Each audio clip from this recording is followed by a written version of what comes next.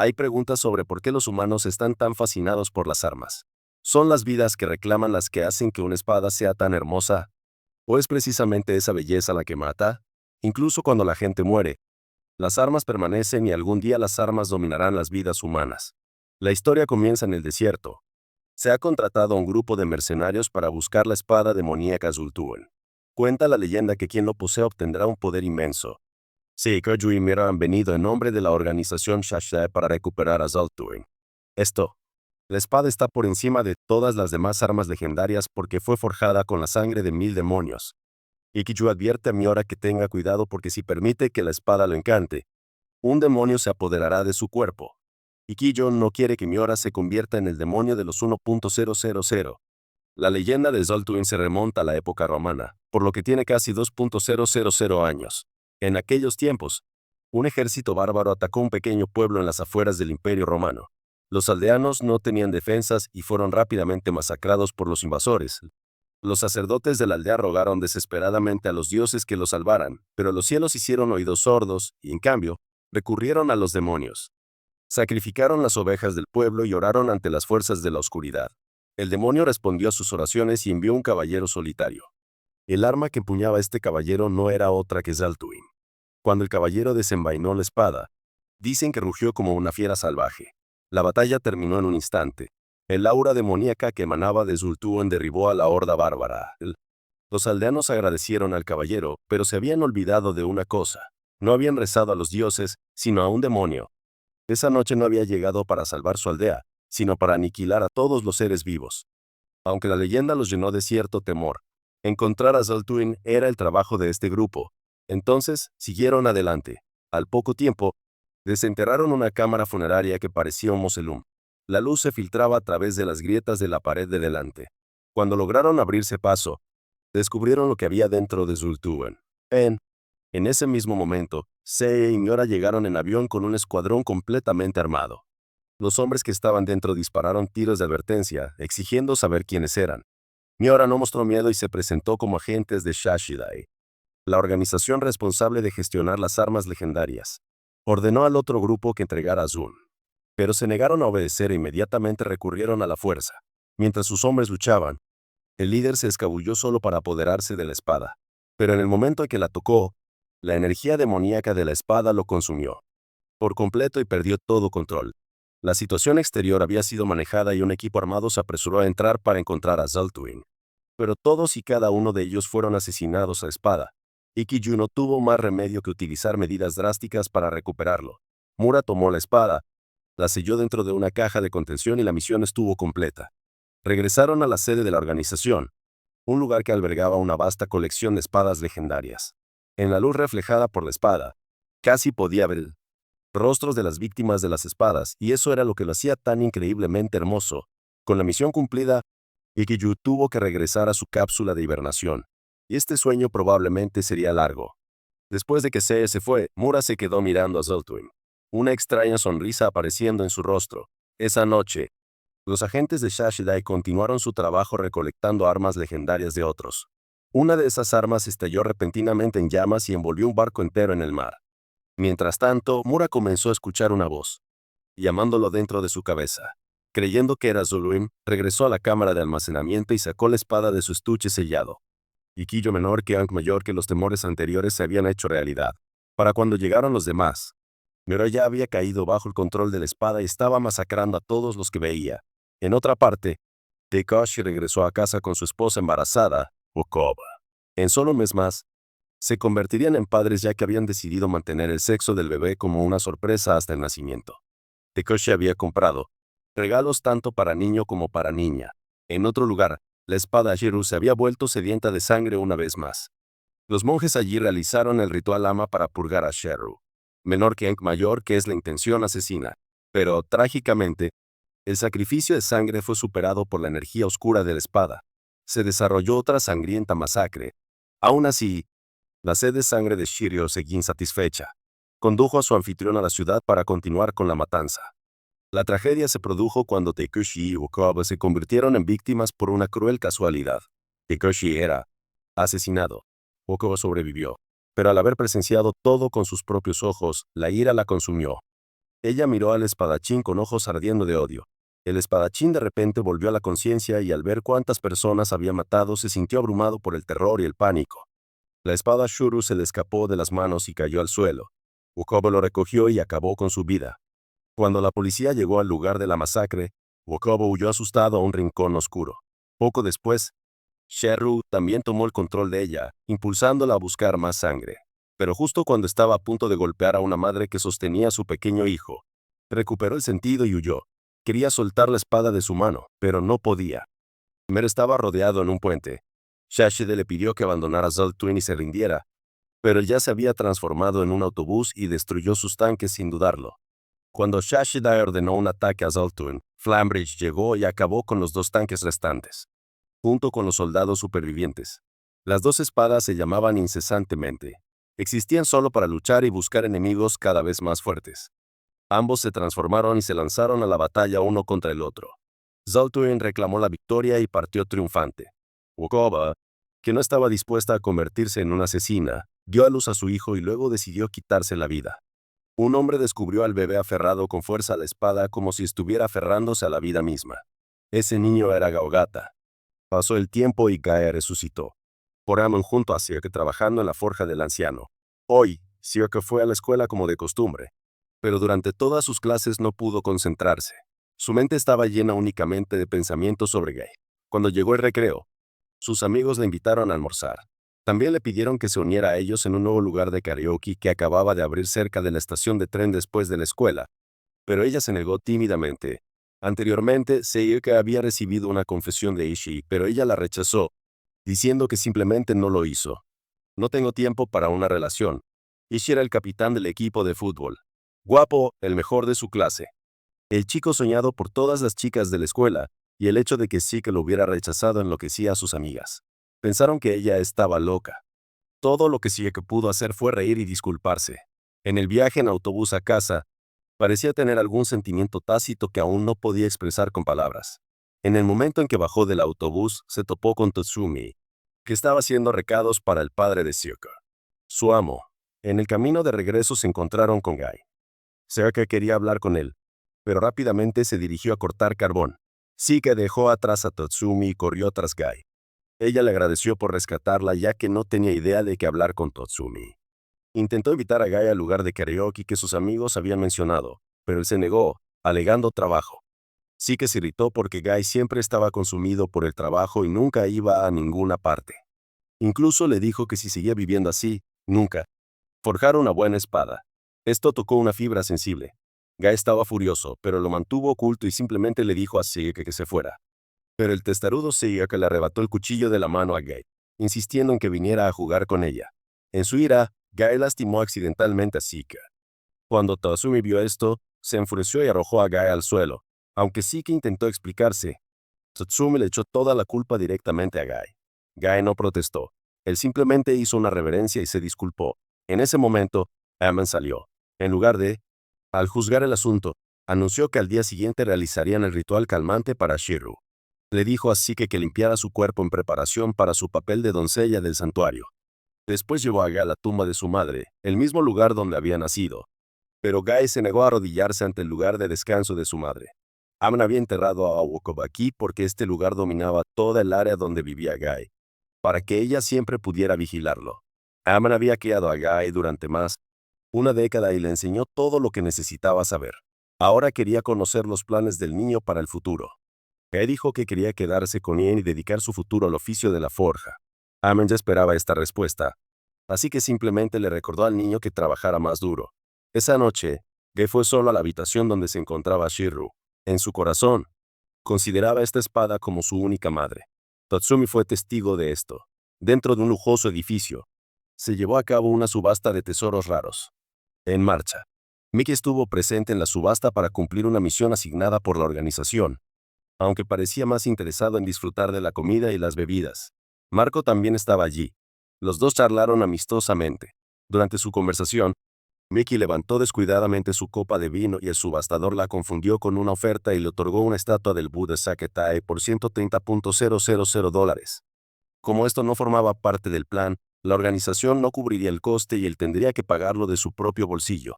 Cuando concluyó la subasta, todos los invitados fueron acompañados a otra sala para una vista previa de los elementos de la siguiente sesión. Entre esos artículos estaba la espada apagada. La verdadera misión de Mickey aquí era verificar si esta espada era auténtica. Mickey sintió que el demonio atrapado dentro de la espada se reía de él. Marcus también deseaba la espada, ya que alguna vez perteneció al legendario alquimista Paracelsus. Su historia comenzó en el siglo XVI cuando Paracelsus hizo un pacto con un demonio para perfeccionar su arte de la alquimia. A cambio, vendió su alma al diablo. Con los demonios prohibidos. Conocimiento perfeccionó al filósofo menor que aunque mayor que la piedra, el origen de toda la materia. Luego rompió el pacto. El demonio, enfurecido sin medida, buscó todos los medios para destruir a Paracelsus. Pero fue Paracelsus quien salió victorioso. Incorporó al filósofo menor que aunque mayor que convirtió la piedra en una espada y selló al demonio dentro de ella. Y esa espada llegó a ser conocida como Azoth. Marcus confirmó que esta era genuina porque él también había escuchado la risa del demonio. Tatsumi informó a alguien que había visto a Gai tocando a Shiryu, pero Ien lo descartó porque no representaba ningún daño para Gai. Luego, Aman le contó a Tatsumi la historia de cómo habían encontrado a Gai. En ese momento, las manos del bebé habían estado envueltas fuertemente alrededor de Shiryu como si la espada misma lo estuviera protegiendo. Aman también creía que Gai era a quien Shiryu había estado buscando. Precisamente por eso necesitaban la sangre de Gai para calmar la espada. Los ojos de Gai nunca miraban a la gente. Siempre estaban fijos en las espadas. Esto significaba que caminaba junto a la muerte en todo momento. Gai había llegado a un nivel de existencia que pocos podrían alcanzar. A la mañana siguiente, comenzaron el ritual calmante para Shiryu. Todos los presentes debían cubrirse los ojos. Gai goteó su sangre sobre Shiryu para calmarlo. En este momento crucial, Tatsumi, incapaz de aceptar que Gai fuera el elegido, se quitó la venda de los ojos para ver qué estaba pasando. El demonio dentro de la espada tomó el control de Shiki y la obligó a matar a Tatsumi. Pero Gai lo apartó del camino justo a tiempo. Sin embargo, al hacerlo, le cortaron el brazo. Seiyaka cayó inconsciente. Inmediatamente después, aunque Gai fue llevado de urgencia al hospital, todavía podía sentir el dolor de su brazo perdido. Una agonía fantasmal que no tenía cura. Seiyaka no recordaba lo que había sucedido durante el ritual. Todo lo que pudo hacer fue abrazar a Gai para consolarlo. Pero Gai de repente la empujó y corrió hacia la tumba de Bokoba, arañando la tierra y gritando que esta era la mujer que lo había abandonado. Después, Amen decidió usar a Shiryu para diseñar un nuevo brazo para Gai. Y parecía que eso era exactamente lo que Shiryu también deseaba. En la siguiente subasta, Marcus ofreció $500,000 por la espada Azoth. Después de consultar con la organización, Mickey elevó la oferta a $1 millón. Marcus se negó a dar marcha atrás y siguió subiendo el precio. Siguieron adelante y atrás hasta que la oferta alcanzó los $1.500,000. Momento en el que Marcus finalmente aceptó. Habiendo completado su misión, Mickey rápidamente regresó al cuartel general, pero Marcus lo interceptó en el camino.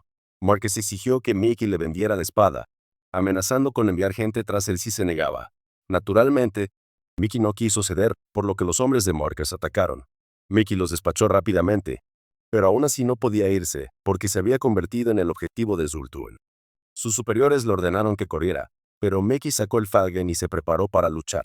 En ese mismo momento, Gai se despertó con su nuevo brazo. Mickey no mostró miedo al enfrentarse a Zultun. Sin embargo, cuando se encontró en desventaja, se vio obligado a desatar el poder de la espada del trueno Falgen para escapar. Un rayo cayó desde el cielo, cegando a todos los que estaban a la vista. Aunque sobrevivió, Mickey descubrió que había perdido la espada Azoth. Mientras tanto, Gai contemplaba en silencio su nueva mano bajo la luz de la luna. Shiryu nunca dejó de pedirle que matara, pero eso no le influyó en lo más mínimo. No podía entender por qué Aman había injertado a Shiryu en su cuerpo. Aman explicó que Shiryu era la espada guardiana de Gai y que ahora le serviría como su brazo derecho y continuaría protegiéndolo. Le dijo a Gai que si sentía algo, culpa, debe forjar una espada aún mayor que Shiryu. Gai resolvió cumplir las palabras de Aman, incluso si le costaba la vida. Shiki estaba encantada de ver a Gai recuperarse. Pero Gai pensó que Aman era un tonto por destruir a Shiryu por su bien. No creía merecer semejante sacrificio. Cuando Seiyaka vio la vaina de Shiryu, asumió que su padre quería que Gai forjara una nueva espada que se adaptara a ella. Pero Gai partió la vaina en dos y la arrojó al fuego, porque Shiryu era única y nunca podría hacerlo. De hecho, incluso después de que Gai le salvó la vida, Tatsumi no sintió gratitud. En cambio, sus celos solo se intensificaron, porque Gai ahora poseía a Shiryu. Aemon entendió cómo se sentía. Pero para Aemon, una espada era simplemente una herramienta, y una vida humana siempre importaría más. Debido a que Shiryu poseía su propia voluntad, él y Guy estaban unidos por un destino misterioso. Aemon quería ver cómo viviría Guy ahora que Shiryu se había convertido en parte de él. Había sido herrero durante 40 años, pero nunca había forjado una espada que realmente lo satisficiera. Pero si pudiera vivir como esa espada, entonces tal vez el niño mismo se convertiría en su obra maestra. En su extensa mansión, Marcus estaba dormido cuando el demonio dentro de la espada Azoth apareció ante él. Marcus se despertó sobresaltado. Agarró la espada y recordó la batalla entre Zaltun y Falgen. Esto solo fortaleció su creencia de que las enseñanzas de la hechicería antigua no eran una invención. En este mundo todavía existían poderes más allá de la imaginación humana. Impulsado por el deseo de venganza, Marcus decidió tomar ese poder con sus propias manos. Mientras estaba perdido en sus pensamientos, su hermana entró y lo llevó escaleras abajo para cenar con la familia. Sus padres y hermanas parecían amarlo y cuidarlo profundamente, pero él no disfrutaba de ello en absoluto. Estas personas no eran más que actores que había contratado para interpretar un papel, y se había cansado por completo de esta familia falsa. Les dijo que se fueran. Marcus se sentó solo ante la lujosa mesa del comedor, con lágrimas corriendo por su rostro. Esa noche, Marcus realizó un ritual de oración con Azoth, pero la espada le dio. No hay respuesta. La organización Shashida estaba investigando todo lo que podían encontrar sobre Marcus. Una vez había estudiado en la Universidad Imperial, pero durante unas vacaciones 2 años antes, estuvo involucrado en un accidente de tráfico en el que murieron sus padres y su hermana. El propio Marcus quedó paralizado de cintura para abajo sin esperanzas de recuperación. Entonces, sin previo aviso, Erika apareció en la puerta de Marcus. Había intentado contactarla muchas veces antes, pero ella nunca había respondido. Marcus sabía que Erika había regresado para casarse con Tanabe, su amigo más cercano. Aunque se mostró alegre y ofreció sus bendiciones, por dentro no sentía más que angustia. Una vez habían compartido momentos tan felices juntos. Marcus quería hacer pagar a esos traidores. Cuando sintió las llamas del odio ardiendo dentro de Marcus y pareció conceder su deseo. Al día siguiente, cuando Sayaka regresó de la escuela, Tatsumi ya estaba esperando para conocerla. En verdad, había estado planeando quedarse con Shika, resentido porque su maestro favorecía a Guy. Afortunadamente, Guy llegó justo a tiempo para detenerlo. Tatsumi usó a Guy como excusa por su mala conducta y cargó contra él, listo para pelear. Pero Guy fácilmente lo envió a volar con el poder de Shiryu. Shiryu instó implacablemente a Guy a matar a Tatsumi. Fue la voz de Shika la que hizo que Guy volviera a sus sentidos. Después, Shiryu menor que Ankh mayor que la voz continuó resonando en la mente de Guy, llevándolo al borde de la locura hasta que casi destruyó el brazo. Cuando Shika se apresuró a detenerlo, Guy se dio cuenta de que la voz se había quedado en silencio. La boda de Tatio, Erika fue retenida en secreto. Justo cuando estaban a punto de intercambiar anillos, llegó Marcus. Entró al salón de ceremonias y lentamente se puso de pie, sorprendiendo a todos los presentes. En la casa de Agatada, Kiyomi había terminado de afilar la legendaria lanza Tondisiri y la trajo para regresar a Aman.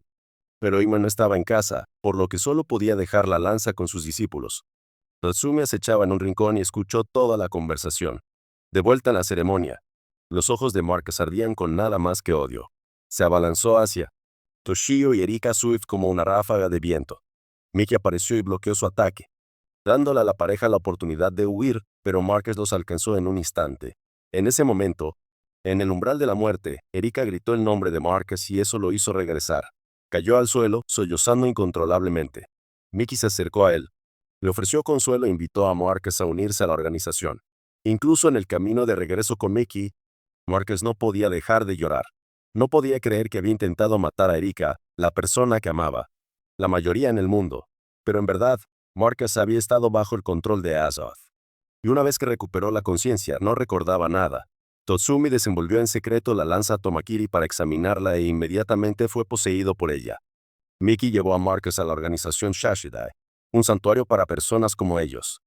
Allí entrarían en un sueño profundo. Mientras Guy cortaba leña, Tatsumi le tendió una emboscada sin previo aviso. Tatsumi ya se había convertido en un autobús sin posibilidad de salvación. Seike vio lo que Tatsumi se había vuelto y se desmayó en el acto. Incluso como Byusoma, Tatsumi no podía dejar de lado su obsesión por superar a Guy. Miki le dijo a Marcus que incluso si permanecían en condición estable, era solo cuestión de tiempo antes de que los dos se convirtieran en autobús. El destino de quienes se habían fusionado con un arma ya estaba sellado. Lo único que quedaba era una cuestión de cuándo. Marcus le rogó a Mickey que fuera su amigo. Lo que no esperaba era que Mickey ya lo hubiera considerado uno. A pesar del implacable ataque de Tatsumi, Gaia se negó a usar a Sheru para defenderse, soportando un dolor tremendo en todo el cuerpo. Kyo luchó contra la tentación de Suryo, pero su voluntad estaba siendo desgastada. Un grito surgió del como el aullido de un demonio, y su brazo derecho se torció y se transformó en una espada. Su control se hizo añicos por completo. Él se arrojó contra Tatsumi con una furia que ya no era humana. Cuando Aman sintió la intención asesina y llegó, solo encontró a Siki inmóvil en el suelo. Gai y Tatsumi habían luchado, muy adentro de los bosques. Gai clavó su espada en el costado de Tatsumi, obligándolo a retirarse. Pero la persecución no terminó ahí. Mientras tanto, Kyoko presentó a Marcus a los líderes de Shashidai, quienes ahora lo pondrían bajo su protección. Al mismo tiempo, llevaron a Mickey a un examen. La transformación de Mickey había aumentado un 2%, pero no se detectaron anomalías. Los resultados sorprendieron a todos. Descubrieron que el arma dentro del cuerpo de un huésped perdía gradualmente su estructura física, pero aún podía. Todavía se puede capturar en imágenes como un fantasma. Los líderes Shashidai le explicaron a Marcus que estaban investigando el método mediante el cual las armas invadieron y controlaron a los humanos. Si tenían éxito, podrían convertir a Marcus de crisálida a una persona normal y eliminar el riesgo de que se convirtiera en un bioma. Le preguntaron a Marcus qué había sucedido mientras Azad lo poseía, pero sus recuerdos eran, en el mejor de los casos, confusos. Cuando se dio cuenta de lo que estaba pasando, la espada ya estaba en sus manos. Se había fusionado con su cuerpo como si fuera lo más natural del mundo. Los líderes creían que las huestes Chrysalis tenían un nuevo potencial para el futuro de la humanidad. Marcus no tuvo más remedio que unirse a la organización, porque solo ellos podían salvarlo y a su vez, él ayudaría a salvar a la humanidad. En otra habitación, Mina continuó realizando pruebas a Mickey. Ambos esperaban con ansias el día en que se completara la investigación de Shashidai para que Mickey pudiera volver a ser una persona normal. Mickey temía que mientras dormía, Mina encontraría otro hombre porque dormir dentro de la cápsula se sentía como hundirse en la oscuridad eterna. Anhelaba vivir como la gente corriente, ir al cine con Mina, compartir comidas, dar paseos y tener libertad para tener citas. Mientras hablaban, Kyoko llamó y le pidió a Mickey que fuera a la bóveda de armas porque Marcus estaba allí solo y ella estaba incómoda por eso. Mickey y Mina compartieron un beso apasionado antes de que él se fuera. Esa noche la luna estaba roja como la sangre. Gai y Tatsumi se habían perseguido mutuamente durante todo el camino hasta la ciudad, dejando muchos muertos a su paso. Al final, Chico condujo su espada limpiamente a través del cuerpo de Tatsumi. En ese mismo momento, Shashidai detectó la existencia tanto de Gai como de Tatsumi. De regreso a la sede, Marcus se arrojó a los brazos de Mickey en el momento en que lo vio llorar a gritos. Kyoko acababa de abrir la bóveda de armas para que Marcus la visitara cuando recibió órdenes del alto mando. Así que dejó a Marcus al cuidado de Mickey y se fue corriendo. Un explorador que había descubierto a Gai lanzó un ataque. En esa fracción de segundo, Tatsumi repentinamente recuperó la conciencia, pateó. Gai se alejó y huyó. En un ataque de ira, Gai derribó el helicóptero del cielo y lo incendió. Kyoko no pudo determinar si Gai era una crisálida o un boma. Después de recuperar los sentidos, Gai arrastró su cuerpo exhausto de regreso a casa. Shiryu se volvió loco y agarró a Gai por el cuello. Estaba tratando de arrastrar su alma a la oscuridad.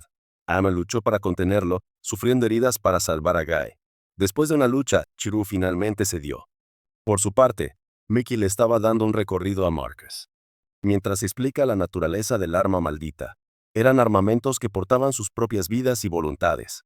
Devoraron la furia de todos los que mataron, pero nadie entendía por qué podía manipular a los humanos. Uno de los deberes de Shashidai era dormir a los anfitriones de Chrysalis para evitar que mutaran. Pero así como una crisálida inevitablemente se convierte en mariposa, un día ellos también se convertirían en Byusoma.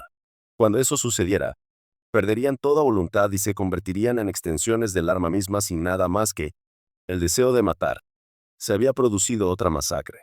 Zaldrun se había infiltrado en una prisión y masacró a todos los reclusos, alimentándose de su odio y sed de sangre como si fuera un gran festín. Posteriormente, Mickey y Marcus fueron puestos en hibernación y Kiyo se despertó una vez más. Tatsumi se escondió en el bosque, gravemente herido. En su frenesí, atacó tanto a los animales como a los transeúntes para satisfacer la sed de sangre de Tombakiri. Siguió que buscó a Gai por todas partes y lo encontró encerrado dentro de un gabinete. Ella trató de hablar con él, pero no dijo nada y se comportó de la manera más extraña. Después de observar las acciones de Guy, Aman se dio cuenta de que el niño se había convertido en un niño. Quizás Guy temía el poder de Shiryu ahora que se había fusionado completamente con él. Intentaba escapar de sí mismo retirándose a la infancia. Ikijo salió de su cápsula de hibernación después de 16 años y 24 días. Sabiendo que esta vez se enfrentaría a una misión de gran importancia. El alma de Ikijo era el Chakram, el arma de Vishnu, la deidad suprema desde los albores de creación. Ikijo era un hijo de los dioses, por encima de todos los demás. Las puertas de hierro del cuartel general se abrieron. Ikijo se subió a un superdeportivo y se alejó a toda velocidad. Esta era la primera vez que Kyoka trabajaba con Ikijo, aunque había oído mucho sobre el Chakram y su estilo de lucha. Las antiguas epopeyas de la India hablaban de un reino que había provocado la ira de los dioses, portando un anillo de luz. El mensajero divino descendió para castigar al rey y a su pueblo. Esa luz incineró todo a su paso. Se corrió la voz de que el anillo luminoso que empuñaba el mensajero era el Chakram. Los dioses lo dejaron atrás y los mortales lo adoraron como un arma sagrada antes de ser sellado. El que ahora empuñaba el Chakram era la crisálida más fuerte de Shashidai Ikijo. Esa noche, Seika preparó el plato favorito de Guy solo para descubrir que no estaba en su habitación. Lo encontró en el bosque sentado ante una estatua y sonriendo. Entonces empezó a llover y él lloró como un niño pequeño. Recordando las palabras de su padre, Seika se sentó a su lado y gentilmente lo convenció para que volviera a casa. Aman fue a entregarle una espada al viejo Kaijutsu, quien lo colmó de elogios por su destreza. Pero Aman todavía parecía insatisfecho porque el ideal de su vida era forjar una espada capaz de cortar la espada dentro de la conciencia. Mientras tomaban el té, hablaron de Sherru. Aman creía que solo Sherru podía cortar la espada alojada dentro de la mente de Guy. Según la tradición de los herreros, al forjar una espada, crearían dos y seleccionarían la superior. Aman razonó que si realmente existían dos, entonces Shiryu debía haber sido el más débil de la pareja, ya que no tenía ninguna inscripción. Eso significaba que la versión más potente todavía podría estar disponible en alguna parte. En el taller de pulido de Fujiku, Aida y Kiyomi estaban puliendo espadas juntas. Ambos coincidieron en que la parte más bella de una espada japonesa era la propia hoja. En Occidente, muchas espadas y armas tenían empuñaduras elaboradamente decoradas. Pero la belleza de la espada existía únicamente para matar. La katana era la única arma en el mundo que elevaba el filo asesino a una forma de arte. Cuanto más nítido se volvía, más hermoso se volvía. El arma más poderosa y de belleza más exquisita era la espada japonesa. Y su oficio consistía en pulir esa belleza hasta su límite absoluto. Kiyomi estaba tan obsesionada con las espadas japonesas que podía identificar de dónde venía la arena de hierro y cómo se forjaba la hoja simplemente pasando la lengua por ella. Ella incluso suplicó a Aida para cortarla con una espada recién pulida solo para sentirlo. Sí que había alterado uno de los yukotes de Ian para que el chico lo usara en el festival. La propia Sieke se puso una yukote con estampado de mariposas. Sin darse cuenta de que alguien la estaba observando en secreto, Sieke llevó a Guy al festival. El lugar estaba adornado con decoraciones deslumbrantes. Las multitudes bullían con juegos y puestos de comida por todas partes. Todo allí le parecía completamente nuevo a Guy. Sieke lo guió a través de una atracción tras otra. Ganaron una montaña de premios a lo largo del forma. Esa noche Kiyomi recibió un nuevo cliente. Dijeron que tenían prisa y dejaron una generosa suma de dinero. Cuando Kiyomi abrió el estuche, descubrió que la espada que había dentro era Shiryu.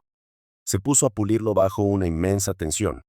A pesar de sus mejores esfuerzos, Kiyomi no pudo escapar de Shiryu. Menor que Ankh, mayor que ese control. Le lanzó la espada a Aida. Aterrorizado, tropezó hacia atrás una y otra vez hasta que la espada golpeó el altar familiar, enviando los retratos ancestrales al suelo, lo que hizo que Kiyomi volviera a su estado original. Sus sentidos. Inmediatamente ordenó a Aida que saliera de la habitación y continuó con su trabajo. La espada seguía exigiendo que le diera más sangre. Sin otra opción, Kiyomi ofreció su propia sangre para apaciguarlo. Solo guiado por los restos que se desvanecían de los recuerdos de Miura, encontró el camino hasta un teatro y tocó la pieza para piano que a Mura le encantaba. Mientras tanto, también había llegado la espada de fuego. Eran espíritus afines, ambas espadas malditas nacidas en la era de los mitos. La espada de fuego había perdido ante Zultún una vez antes y estaba decidida a reclamar su honor en una nueva batalla. Grimes y Ares estaban en lo alto de un edificio alto, observando la pelea. Grimes había sido llamado el dios de la muerte desde los albores de la humanidad. Creía que la era de Busoma se acercaba y que la humanidad sería arrojada al infierno. Una vez más, la espada de fuego cayó sobre Zoluin. Sí que llevó a Guy a un santuario para orar. con la esperanza de que los dioses velaran por él. En el camino de regreso, Tatsumi les bloqueó el camino. A estas alturas, estaba completamente bajo el control de las armas, impulsado por el único deseo de matar a Sioka. Sheru desvió el ataque de Tatsumi para proteger a Gai. Pero como Gai había regresado a la mente de un niño sin voluntad de luchar, fue fácilmente dejado a un lado. Sika corrió al lado de Gai presa del pánico, pero al instante siguiente, Tarakiri la levantó en el aire. La lanza presionó su punta contra la garganta de Sika.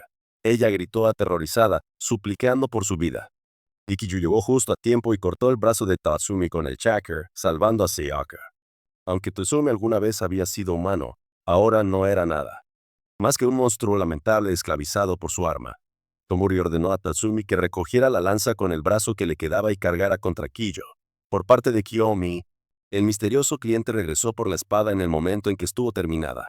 Kiyomi estaba completamente agotada, con los brazos cubiertos de heridas por haber extraído su propia sangre para la espada.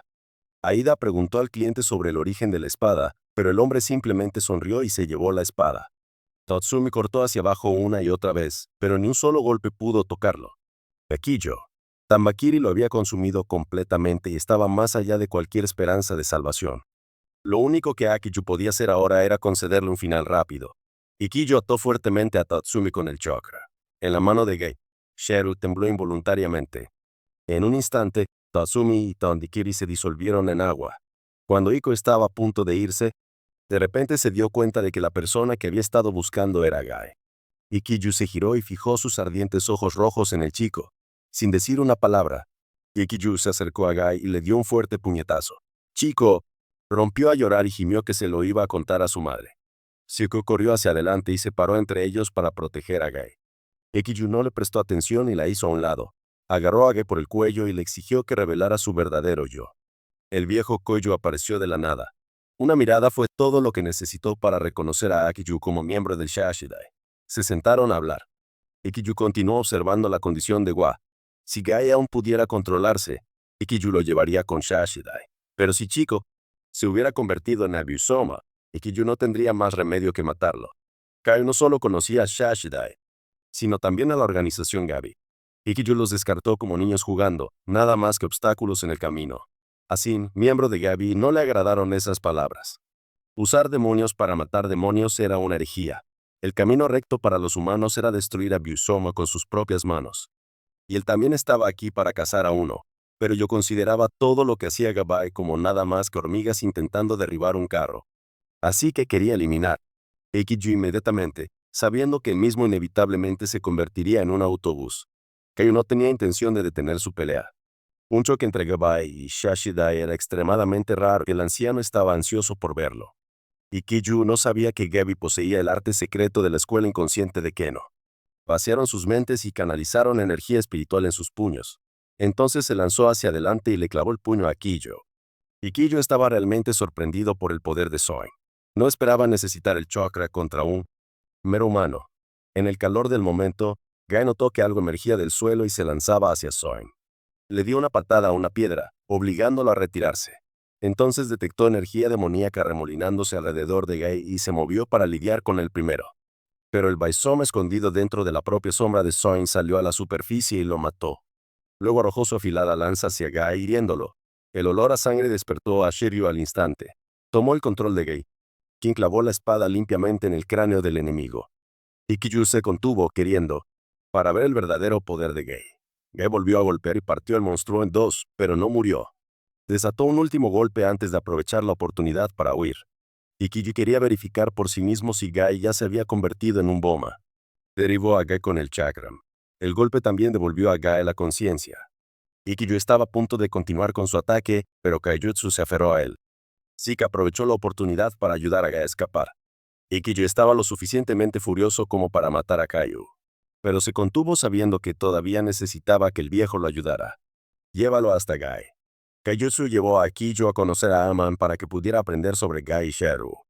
Gai y Zika se habían refugiado en una cueva en lo profundo del bosque, un lugar que visitaban a menudo cuando eran niños. Las heridas de Gai sanaron rápidamente. Sheru también sufrió heridas mientras lo protegía. La cueva evocó recuerdos de cómo Gai siempre se había escapado de casa cuando era niño, solo para regresar cada vez porque no tenía otro lugar a donde ir. De lo que Guy huía era de la oscuridad. No importa lo lejos que huyó, siempre se aferró a él y trató de destruirlo. Por mucho que luchara, nunca podría escapar de ello. Entonces, decidió cambiar su forma de pensar. Guy quería forjar una espada que pudiera cortar el mundo mismo y la oscuridad que siempre lo persiguió. Esto asustó a Zeke. Ella creía que incluso si Guy no podía escapar de la oscuridad, todavía había luz en este mundo. Pero Guy no lo veía así. Su mundo y Zeke eran diferentes, por lo que sus perspectivas nunca podrían alinearse. Aunque estaba agradecido, Amon por criarlo, todavía no veía al anciano como su padre. Tampoco consideraba este lugar una verdadera familia. Estas palabras dejaron a Seoka profundamente entristecido. Entre los herreros, se había transmitido la leyenda de que la espada Sheru no fue hecha por manos humanas, sino forjada por un dragón. A mediados del período Miramochi, no lejos de la capital, había un santuario que albergaba un cuerno de dragón. Uno de los sacerdotes tramó un malvado plan, junto con una mujer. Robó la caja que contenía el cuerno del dragón. Cuando la abrieron y apareció un dragón, un brillante rayo de luz se hundió en la boca de la mujer. Ella quedó embarazada y dio a luz a un niño, pero el niño nació con escamas, ojos y cuernos de dragón. Entonces lo envolvieron y lo arrojaron al río. El niño fue encontrado y adoptado por un anciano herrero y se convirtió en su aprendiz. La hija del herrero también se encariñó con el niño. Algún tiempo después, el viejo herrero falleció. El niño dragón continuó el trabajo de su maestro en el forjar. Su habilidad creció constantemente hasta que su reputación se extendió por todas partes. Él y la niña formaron una familia y dieron la bienvenida a un nuevo miembro. Se alegró muchísimo al ver que el bebé no tenía ninguno de los rasgos del dragón. Su fama llegó a oídos del shogun reinante, Ashikaga Yoshiki, quien le ordenó forjar una espada sin igual. Una vez terminada la espada, querían que se la presentara al shogun en persona.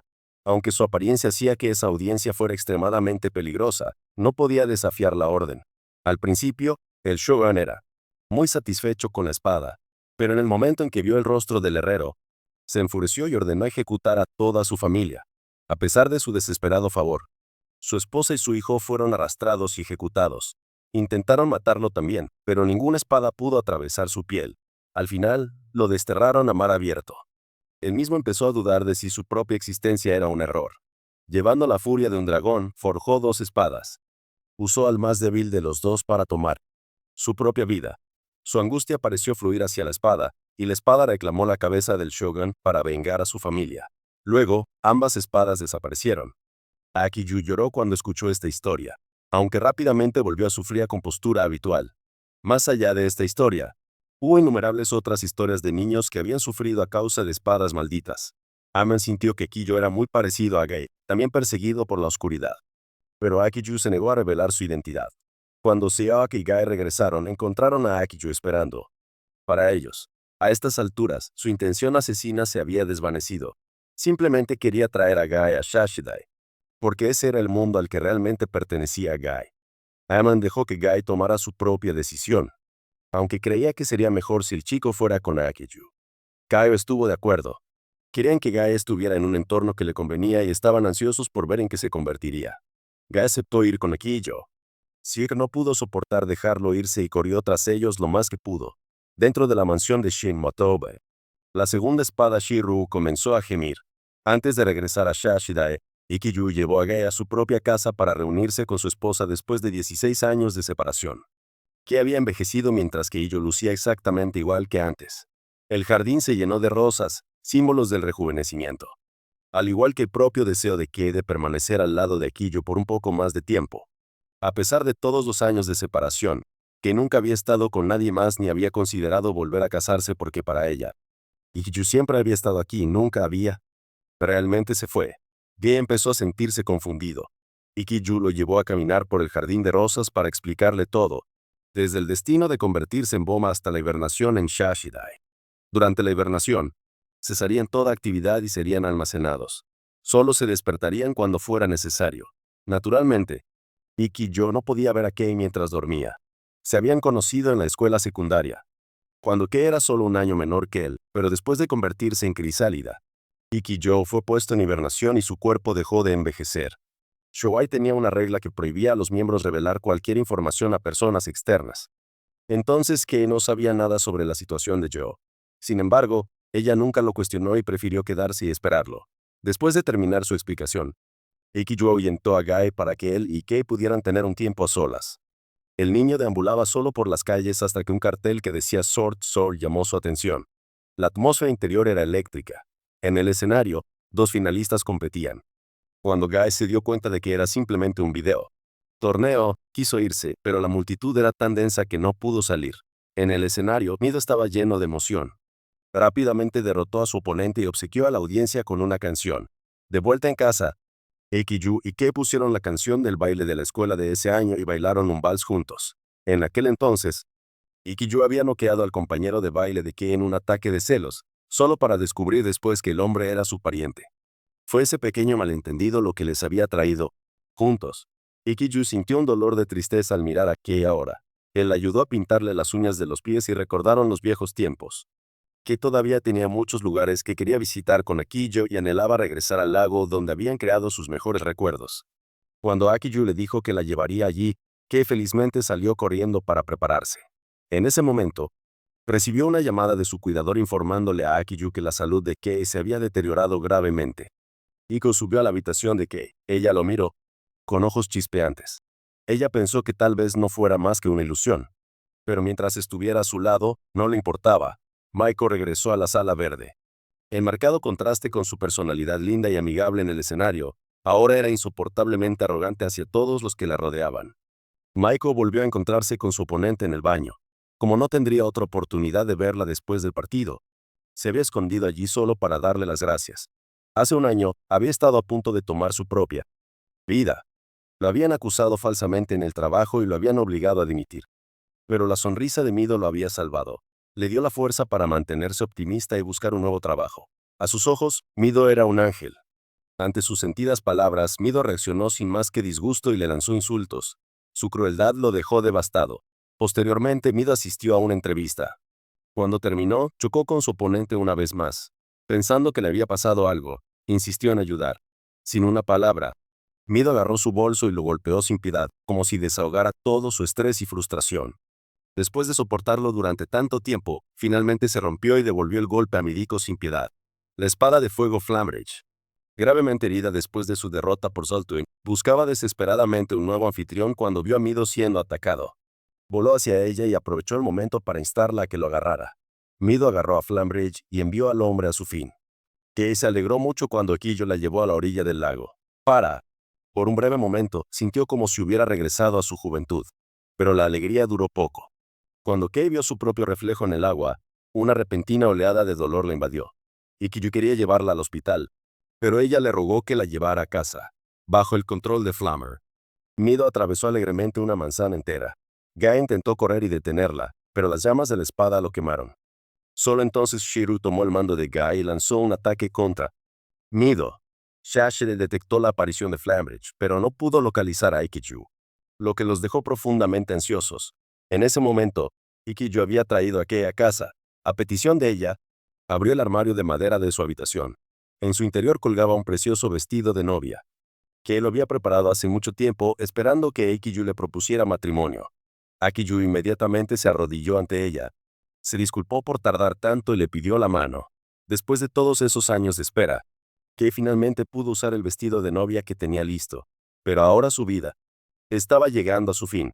Aunque Kei nunca pudo entender por qué Eiki-Yu desaparecía durante tantos periodos de tiempo sin envejecer ni un solo día, nunca se había arrepentido de haberse enamorado de él.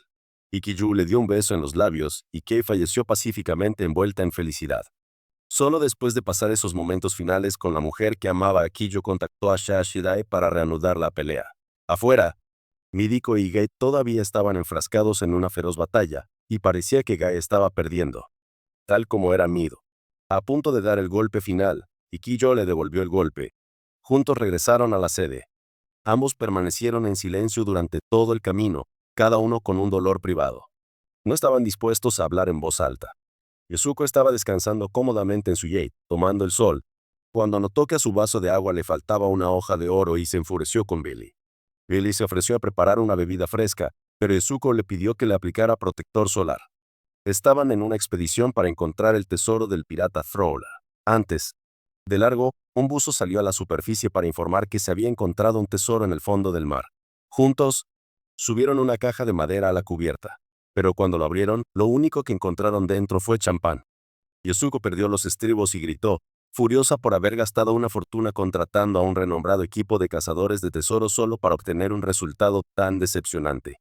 En una peluquería, el maestro estilista podía darse cuenta con solo tocar el cabello de una clienta que su vida estaba desordenada. Mientras cortaba, la regañó implacablemente por el terrible daño que le había hecho a su cabello. Sin embargo, el cliente no se enojó en lo más mínimo e incluso le pidió que continuara. Al final, salió con un peinado que le encantó. Esa noche, la tripulación se reunió en el barco para comer, beber y compartir sus sueños sobre lo que harían una vez que se encontrara el tesoro. Solo el profesor no tenía ningún interés en el dinero. Lo único que quería era ver el galón martillo. Era un arma legendaria que una vez empuñó el pirata Throla, y su existencia databa. Volver a la antigua Grecia. En aquella época, los torneos se celebraban 2 veces al año bajo la supervisión del rey. El vencedor sería recompensado con grandes honores y fortuna. Muchos caballeros arriesgaron sus vidas para competir. Con el paso del tiempo, empezó a circular un rumor entre los caballeros. El campeón del torneo siempre llevaba una de las espadas de Golan. Galan era un herrero de un pequeño pueblo que había forjado muchas espadas famosas. Un día, un caballero vino a ver a Golan. Había ganado el torneo usando una espada de un galón. Naturalmente, Galan esperaba su parte de la recompensa. En cambio, el caballero no quería que nadie más volviera a empuñar las armas de Galan. Así que mató al herrero. El hijo de Galón acunó el cuerpo de su padre y lloró durante 3 días y 3 noches. Entonces, el niño escuchó el martillo de su padre llamándolo. El hijo obedeció el llamado del martillo. Lo tomó en sus manos y entró en el torneo. Luchó contra el mismo caballero que había asesinado a su padre. Ganó destrozando hasta la última de las espadas de sus oponentes. Pero, el rey, temeroso del tremendo poder del martillo, envenenó al niño en el banquete de la victoria. El martillo quedó contaminado por el veneno a partir de ese día. Cayó en posesión del rey. Pero la familia real pronto fue aniquilada. Algunos teorizaron que el martillo había envenenado la mente del rey, volviéndolo loco hasta que masacró a su propia familia. A todos les pareció una historia aterradora. Solo Yosuko descartó el martillo como chatarra. Su única ambición era encontrar oro y plata para poder vivir una vida fácil e indulgente. Yosuko se había casado 5 veces y cada uno de sus maridos había muerto. La fortuna que había heredado casi se había acabado. Así que lo había apostado todo en esta búsqueda del tesoro. Más allá de su fama como peluquera, también trabajó como fotógrafa para una revista. Gracias a ahí, el número del mes anterior se convirtió en un éxito y duplicó sus ventas. La razón por la que Isa había elegido la peluquería como profesión era que estaba buscando el cabello más bonito del mundo. Y cuando encontró a la persona que, si lo poseyera, la mataría con sus propias manos. Años atrás, toda su familia había sido asesinada por una mujer con un cabello increíblemente hermoso y nunca lo había olvidado. Al día siguiente, Dick localizó el tesoro. Subieron a bordo cofre tras cofre lleno de oro, plata y joyas. Pero el galón martillo que el profesor había mencionado no se encontraba por ningún lado. Estaba seguro de que tenía que estar en algún lugar de aquellas aguas. Yosuko se levantó para ir a buscar a Dick solo para descubrir que ya estaba muerto. Ese día Ares. Visité el salón de Aise para una sesión de estilismo. En el instante en que Isa le tocó el pelo, supo que se trataba de la mujer que había masacrado a su familia. El odio surgió dentro de él como un maremoto, y no quería nada más que matarla en el acto, pero exteriormente seguía sonriendo como si no pasara nada. Isa continuó su trabajo. Mientras tanto, Ares le dijo que pronto recibiría una espada legendaria llamada Nabastigma. Era una espada que albergaba un espíritu de nieve. Sus orígenes se remontan a un pasado lejano, cuando 2 jóvenes de el campo se enamoró de un hermoso espíritu de nieve. Los 2 lucharon por su cariño. El perdedor se acercó al espíritu de la nieve y le susurró sus últimas palabras. Deseaba que en la muerte ella lo tuviera en sus brazos para cumplir su deseo. El espíritu pisó la tierra por primera vez. Pero en ese momento, se rompió una de sus costillas y se la atravesó en el pecho. Preferiría matarla antes que dejar que alguien más la tuviera. El hueso que quitó la vida al espíritu de la nieve se convirtió en él. Espada demoníaca sedienta de sangre Nabigma. Cuando Ares terminó su historia, Aise también había terminado de peinarse. La muerte de Dick sumió a todos en el barco en el caos. Empezaron a sospechar unos de otros. Cuando notaron que el profesor había desaparecido, se separaron para buscarlo. Cuando llegó Yosuko, 2 personas más habían sido asesinadas. El profesor apareció por detrás y la agarró por el cuello. Quería quedarse con el tesoro para él solo. Billy se acercó sigilosamente por detrás y apuñaló al profesor con un golpe fatal. Yosuko pensó que se había salvado, Pero Billy tenía la intención de matarla también para poder reclamar el tesoro solo. Después de una lucha desesperada, Yasuko cayó por la borda al mar. En ese momento, la voluntad de sobrevivir ardió dentro de ella. El galón martillo apareció y se le ofreció, prometiéndole un poder inmenso si lo aceptaba. Después de salir del salón, Icy siguió en secreto a Aries por un callejón estrecho. Exigió saber por qué había matado a San, su hermana menor, pero Aries mató sin motivo.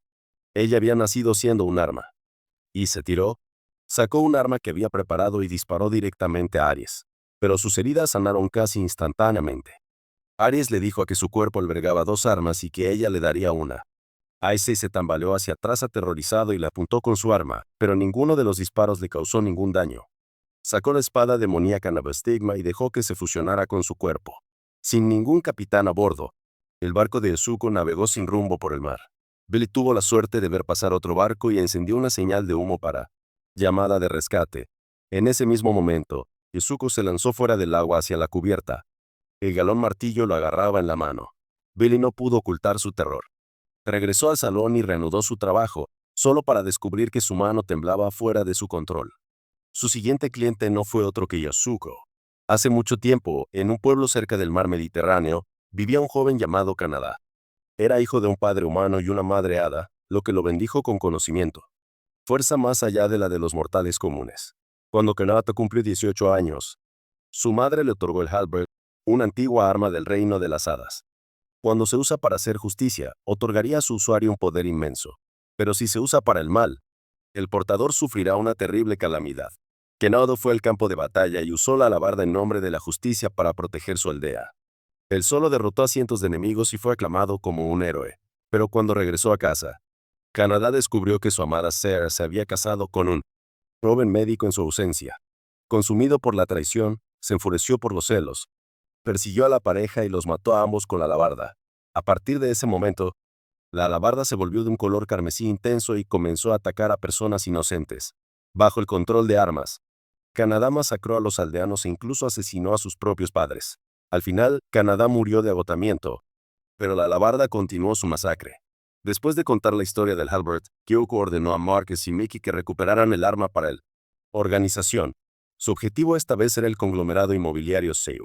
Shashi acababa de recibir información de que el director ejecutivo Siki Suntero había adquirido el halberd ya que actualmente estaba enfermo y necesitaba una secretaria que lo cuidara. El agente Hiroe Mina se había infiltrado en la empresa haciéndose pasar por su secretario personal. Por el lado de Kiyo, como había pasado tanto tiempo desde la última vez que estuvo en el mundo, continuó saboreando cada momento. Una vez que entró en la cápsula de hibernación, no se sabía cuándo despertaría de nuevo. Y Kiyo le aconsejó a Gai que si tenía algún plan, debería actuar en consecuencia ahora. Le dijo a Gai que mirara a su alrededor porque este paisaje podría ser completamente diferente cuando regresara. Los anfitriones de Chrysalis tenían que hibernar constantemente y no podían disfrutar de la vida como lo hacían los demás. Así que todo lo que pudieron hacer fue memorizar lo que vieron en ese momento. Así demostraron su existencia en este mundo, que eran reales y no meras ilusiones. Y Kiyu le preguntó al chico qué era lo que había estado buscando en esta vida. De vuelta en el conglomerado, en el momento en que Mickey volvió a ver a Mina, no pudo contenerse y la besó apasionadamente. Gracias a Mina, se enteraron de que había un piso ejecutivo debajo del sótano. El halberd estaba guardado en una caja fuerte allí abajo. Los conductos de ventilación que conducían al conectaban con el baño de hombres en el sótano. Mina había preparado allí una tarjeta de acceso al ascensor, un mapa del piso y la contraseña de la caja fuerte para Mickey. Antes de irse, ella le recordó que tuviera cuidado porque la seguridad en el edificio era extremadamente apretado. Usando la tarjeta de acceso, tomaron el ascensor hasta el sótano. La espada de Marco, Azad, llevaba el sello del diablo de Paracelus. Usó su poder para ocultarlos a ambos en la oscuridad, volviéndolos invisibles para las cámaras de seguridad. Llegaron a la caja fuerte sin incidentes. Pero dentro de la caja fuerte había otra caja fuerte, y Mina no tenía la contraseña para esta. Mark se inclinó para mirar más de cerca e inmediatamente recibió un escaneo de retina que activó una autorización. Alarma de fallo. La habitación empezó a inundarse de gas. Marcus cortó la caja fuerte interior con Azoth, pero no pudo atravesarla. Todo lo que podían hacer era esperar a que Mina encontrara la contraseña. Mientras Mina buscaba el código, llegó Seiya. Ella fingió estar revisando su medicación, pero él vio a través de ella. Solo entonces Mina se dio cuenta de que Seiya había sabido de su plan desde el principio y que Halberd nunca estuvo en la caja fuerte. Rápidamente le transmitió la noticia a Mickey. Seiya sacó el Albert para castigar a la traidora Mina. Sus guardias también se apresuraron a la habitación segura, pero Mickey y Marcus ya se habían ido. Los dos corrieron hacia la ubicación de Mina para rescatarla. Mickey recibió un fuerte golpe destinado a Mina y resultó gravemente herido. Marcus aprovechó el momento mientras Seikyo se concentraba en Mickey y lo derribó por detrás. Con su anfitrión muerto, Albert inmediatamente se aferró a Mickey, provocándole un dolor agonizante. Debido a que se había producido una muerte, tuvieron que huir antes de que llegara la policía. Las heridas de Mickey sanaron rápidamente y recuperaron con éxito la alabarda. Pero Mickey no tenía prisa por regresar a Shashidai. Quería disfrutar del tiempo que pasaba afuera con Mina. Una vez que regresaron, ninguno de los dos sabía cuándo volverían a verse. Marcus entendió, así que los dejó en paz en silencio. Mina todavía estaba preocupada por la condición de Mickey ya que su cuerpo ahora albergaba 2 espadas. Pero Mickey seguía confiando en su propia fuerza. En verdad, ambas espadas dentro de él lo instaban constantemente a matar. Pero por ahora, Mickey todavía podía mantenerlos bajo control. Mickey llevó a Mina a un parque. Pasaron todo el día pasando el mejor momento de sus vidas. Fue su primera salida juntos más allá de los muros de la base. Mientras se besaban, las voces en la cabeza de Mickey volvieron a surgir. Sintió que perdía el control y le dijo a Mina que corriera. Kyoka, al ver que la situación iba en espiral, contactó a Akiju para que se encargara de ello. Mickey no quería lastimar a Mina, así que usó el último fragmento de su razón para huir. Pero Mina corrió tras él preocupada. Para entonces, Mickey había perdido completamente el control y atacó a Mina. Marco trató de detenerlo. Ikiju también llegó y usó el chakra para atraer la atención de Mickey hacia sí mismo. Después de involucrarse con Mickey, Iko se dio cuenta de que aún no se había transformado completamente en un autobús. Pero, aún así, la situación era terrible. Shiru temblaba sin cesar. Desesperado por unirse a la lucha, Mickey destrozó el anillo de chakra de Kijo. Gae no tuvo más remedio que entrar en la batalla. En un momento crítico, Ikijo usó su propio cuerpo para proteger a Gae de un golpe. Mina gritó el nombre de Mickey con angustia, rogándole que se despertara y se detuviera. Mientras la razón de Mickey luchaba contra las 2 espadas por el control, Gae cargó hacia adelante y clavó su espada en el hombro de Mickey. El dolor hizo que Mickey cayera al suelo y volviera a su forma humana. Lo llevaron rápidamente a la base para que lo examinaran. Aunque esta vez habían logrado evitar que Mickey se convirtiera en un Byusoma. Albergar 2 Olmers significaba que podía transformarse en cualquier momento y la hibernación ya no sería suficiente. El mejor curso de acción ahora era recuperar las armas de su cuerpo lo más rápido posible. Cuando volvió en sí, Mina le dijo a Mickey que todo estaría bien si seguía hibernando. Sus palabras trajeron a Mickey cierta alegría, pero todavía se sentía profundamente culpable por casi lastimarla. Antes de volver a la hibernación, Mickey le contó a Mina sobre un sueño que tuvo. Soñaba con vivir una vida normal con 2 hijos, un niño y una niña. Se compraría una casita acogedora y se compraría un perro. A veces llegaba borracho a casa y se enfrentaba a la adorable ira de su esposa. Mickey reunió todo el coraje que tenía y le propuso matrimonio a Mina. Cuando la cápsula de Marcus se quedó dormida, una nube de humo rojo estalló dentro de la cápsula de Mickey, corroyendo su cuerpo. Mina observó cómo se desarrollaba todo desde detrás de la pantalla. Sin embargo, ni un rastro de pena cruzó su rostro. Esa noche, dentro de su mansión, Shin escuchó a Shiru llorar una vez más. Su llanto se hizo cada vez más fuerte. Shin había escuchado antes que Shiru tenía una contraparte más débil, por lo que asumió que era de mañana y estaba buscando a sus parientes. Mientras desayunaba a la mañana siguiente, un visitante vino a hablar con Shin sobre la construcción de un orfanato. El hombre había encontrado un gran edificio en venta. Alguna vez fue una escuela primaria y ahora estaba abandonada. Era un lugar hermoso y espacioso rodeado de naturaleza y el visitante creyó que sería perfecto para un orfanato. Shin pensó que la idea era maravillosa y aceptó invertir. Más tarde, otra persona vino a Shin proponiendo un asilo de ancianos. Pero el sitio que querían era el mismo. El primer visitante había elegido para el orfanato. Esa noche, sí que se quedó mirando el lugar donde una vez habían mantenido a Sheru, pensando en Gae. Habían estado juntos desde la infancia y su repentina partida era algo que ella todavía no podía aceptar. Emma le dijo así que debería tratar de comprender por qué Gae estaba siendo guiado por el destino que Shiru le había fijado. Gae estaba tratando de vivir como una espada y Amen lo había ayudado en ese camino. Pero sí que no podía comprender cómo una persona normal podría vivir como una espada. Ella salió corriendo de la habitación llorando. Amen se quedó solo en silencio. El destino de una espada desde el momento de su nacimiento era matar. Pero con una vaina, podría elegir su propio destino. Guy era ahora una espada sin vaina, y su humanidad era esa vaina. Todavía podía elegir su propio camino. Aman tenía muchas ganas de ver qué destino elegiría el niño. Sí que salió y miró a la luna. Ella creía que era la única persona que realmente entendía quién era Guy en realidad. Sin embargo, incluso ella sintió, no estaba seguro de si Guy seguía siendo el mismo. Todavía el niño que una vez la había salvado cuando eran pequeños. Su mente volvió a ese momento. El día que Guy se escapó, sea que lo persiguió y se encontró cara a cara con un lobo salvaje. Guy se giró sin dudarlo y se paró frente a ella, protegiéndola incluso mientras el lobo le hundía los dientes en el brazo hasta sangrar. Después, caminaron juntos a casa.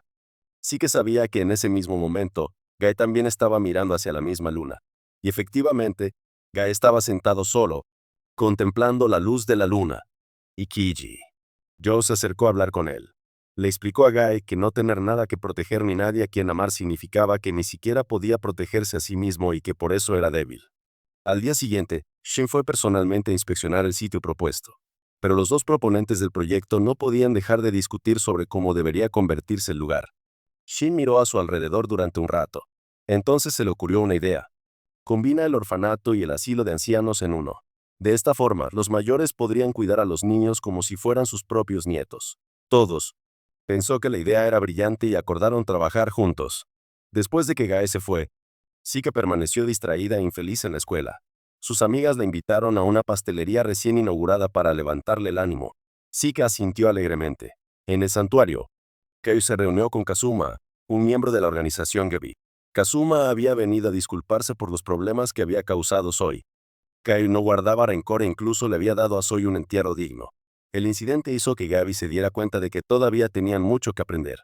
El bus Soma que tenía. Guy luchó también había desaparecido después de su encuentro.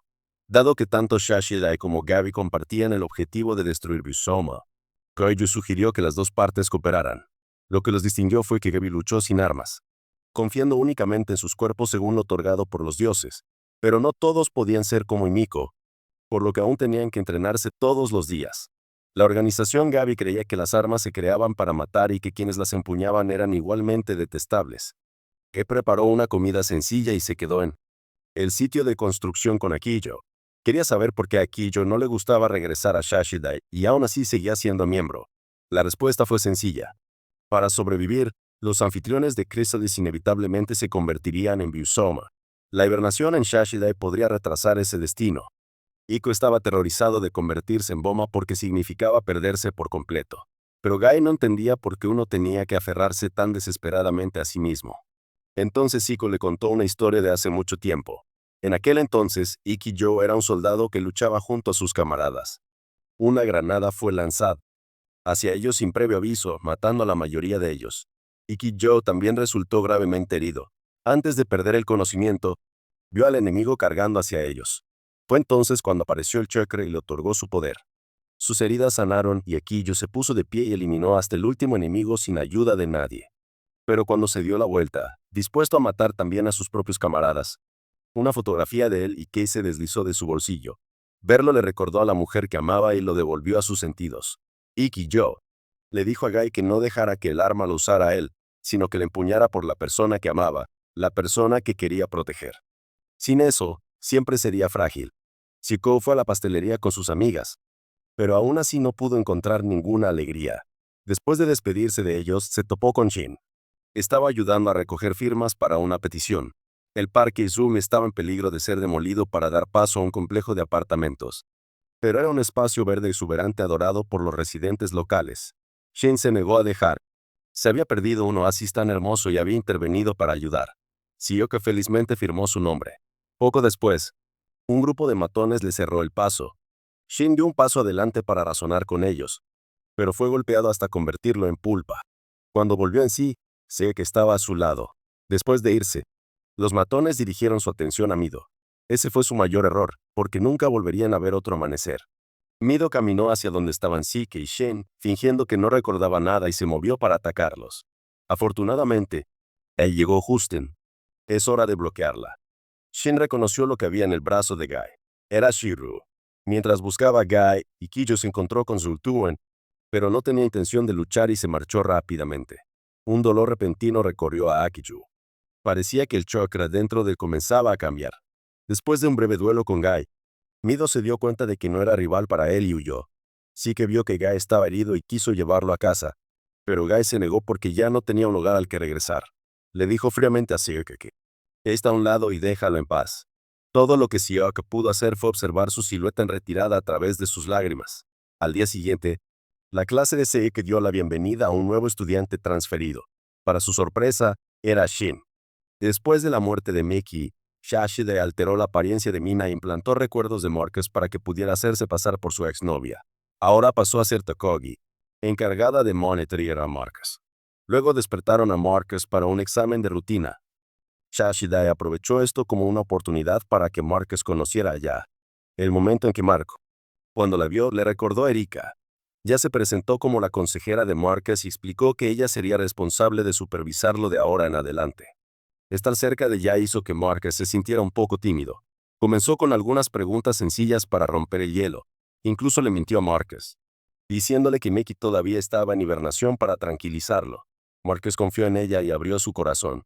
Incluso ahora, no podía creer que un arma pudiera cambiar a una persona de una manera tan aterradora.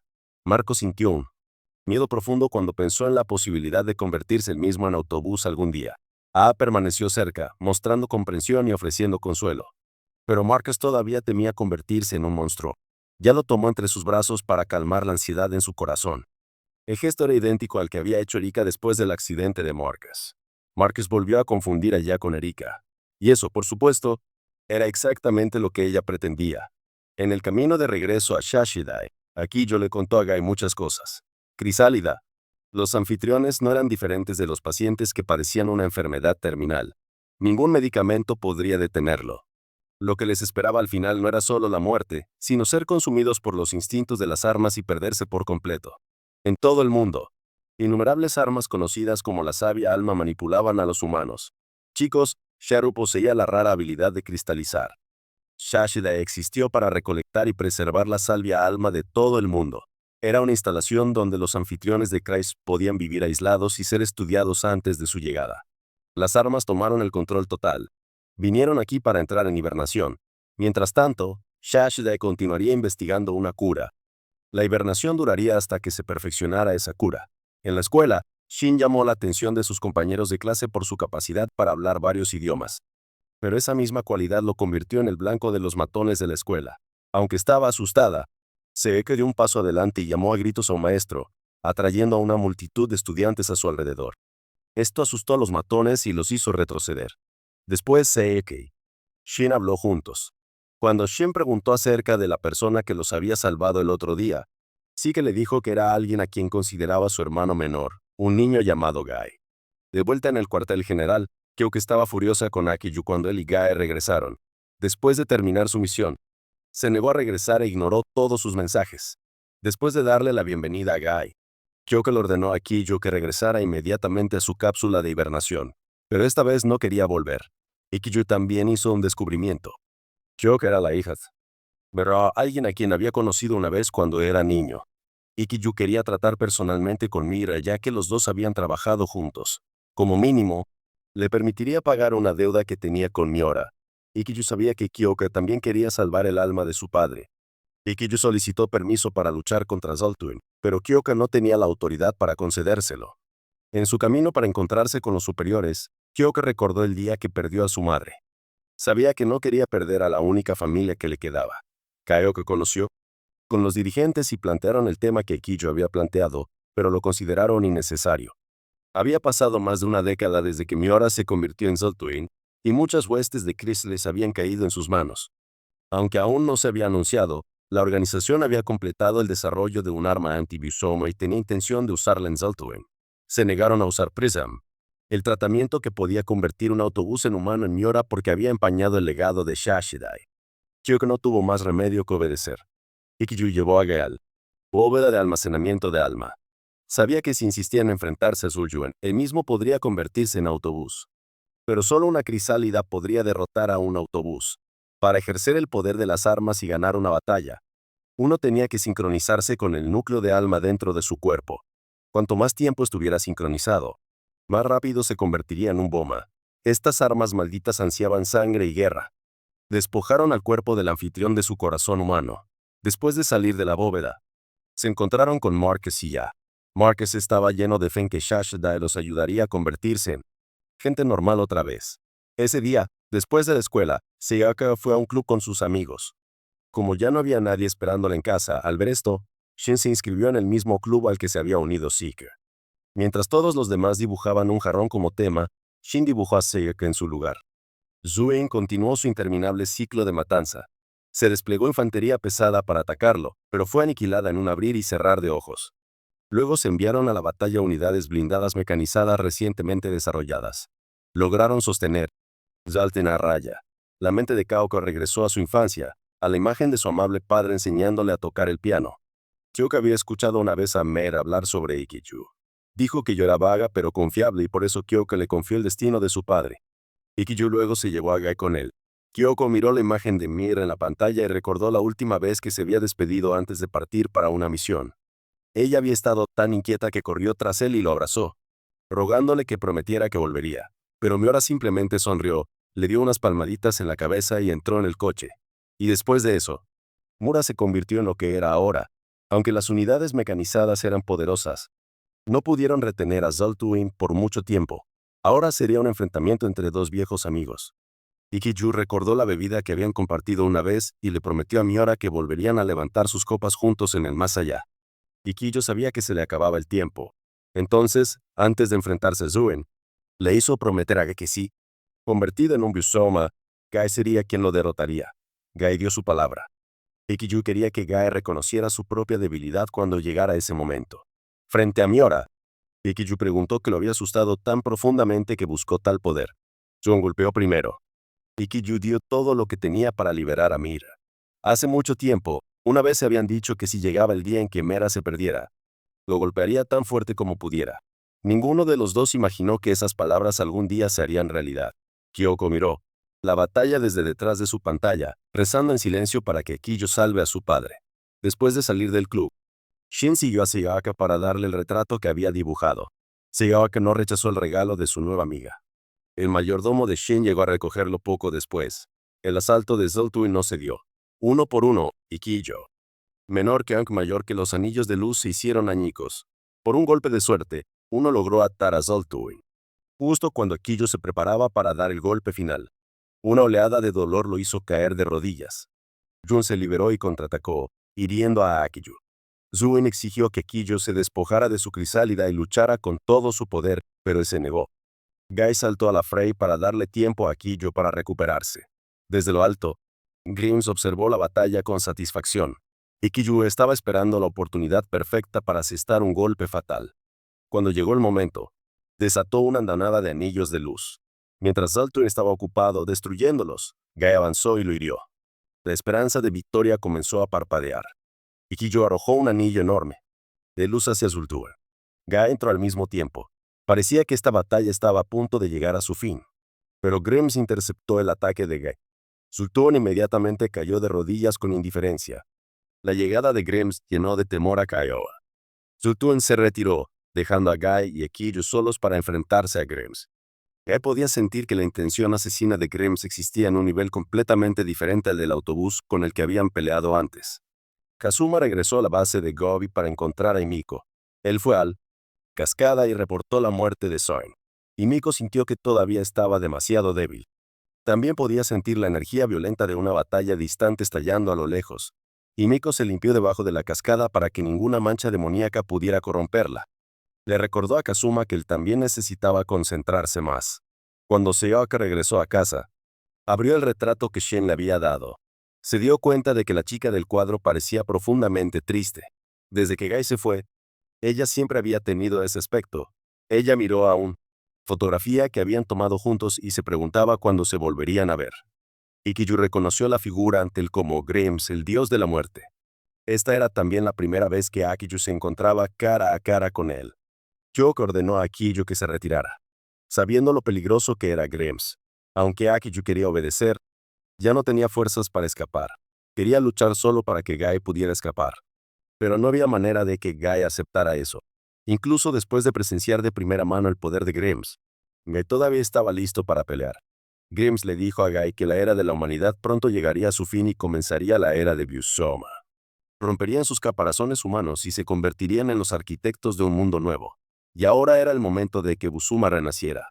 Guy no pudo soportar escuchar otra palabra y se lanzó a la batalla. Ikiju no podía simplemente quedarse quieto y ver a Guy pelear solo. Después de la escuela, Shin asistió a una gala para celebrar el 10º aniversario de la fundación benéfica del grupo MOBA. En su habitación, Seiyuka miró su fotografía y recordó todas las cosas hirientes que Guy había dicho. Ella no podía entender por qué había hablado de esa manera. Sin embargo, ella nunca dejó de esperar que él regresara. Shin subió al escenario en representación del grupo Mitoba. Su discurso versó sobre la violencia. La historia de la humanidad estuvo impregnada de ello. Incluso en la era moderna, la guerra y el terrorismo acechaban en cada rincón. Este era un problema que preocupaba a todos. Shen pidió a la audiencia que renuncie a la violencia, deje de lado sus armas y haga de la paz una realidad. Mientras tanto, Guy y Ikiju seguían peleando con todo lo que tenían. Akiju estaba agotado. Grims le asestó un golpe devastador. Guy fue empujado tan al límite que comenzó a transformarse en un Bizoma para luchar contra Grims. Ikiju intentó detenerlo, pero ya no tenía fuerzas. Grims no dejaría que esta batalla terminara hasta que Guy y Ikiju se convirtieran en autobús. No importa cuántas veces Grims lo derribó, Guy se levantó de nuevo. Shiru menor que Ankh mayor que la tentación era cada vez más fuerte que nunca. Sí que se había quedado dormida y cuando despertó encontró su fotografía marcada se hizo añicos en el suelo. Una sensación de temor se apoderó de ella porque algo terrible le había sucedido a Guy. Ikiju usó sus anillos de luz para contener a Guy, pero fue inútil. Guy se liberó y atravesó con su espada a Ikiju. La muerte de Ikiju devolvió a Guy a su estado original.